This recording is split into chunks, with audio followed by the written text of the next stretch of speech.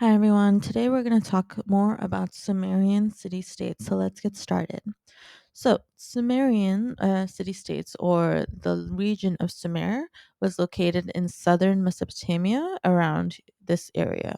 It included smaller city states such as Uruk, Eridu, and other areas.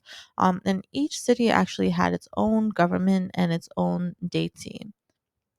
So, each city state, the center of each city state had a temple called a ziggurat, which is shown here and here, and this served as a religious and a political hub.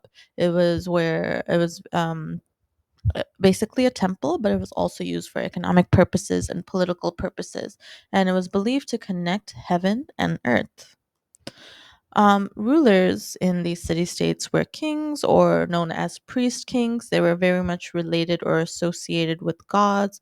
They Kings were thought to have the permission of gods to rule, and they were responsible for laws, defense, and even running the irrigation systems within the city states.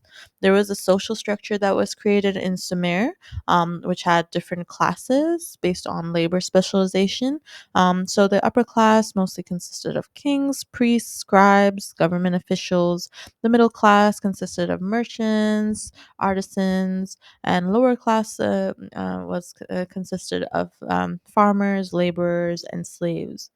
So because of this surplus, different people had different amounts of wealth and importance, and this created the social structure in Sumer. So, what was the daily life like in the city states?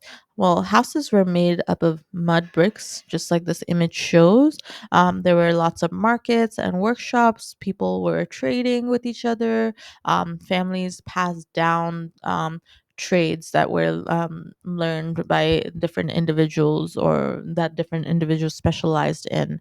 So, what are some achievements in Sumer? Well, Sumer actually is known for many innovations that are still even used today. For instance, they invented the first wheeled vehicles shown in this image. They have made a lot of advances in irrigation and canals that made helped them with farming, large scale farming, which created more of a food surplus that enabled these large city states to form. There were schools and libraries that were created for scribes to learn how to write and keep records of things. So, why are these city states so important? Well, they laid the foundations for future civilizations, and a lot of the things that were invented in these city states are even used today. They introduced organized government. They inspired later cultures in other Mesopotamian civilizations. So, in the next video, we're going to talk about Mesopotamian empires. We're going to talk about the rise of the Akkadian and the Babylonian empires. We're going to talk more about Hammurabi and his law code, and how empires expanded beyond these city states. That's it. Thank you.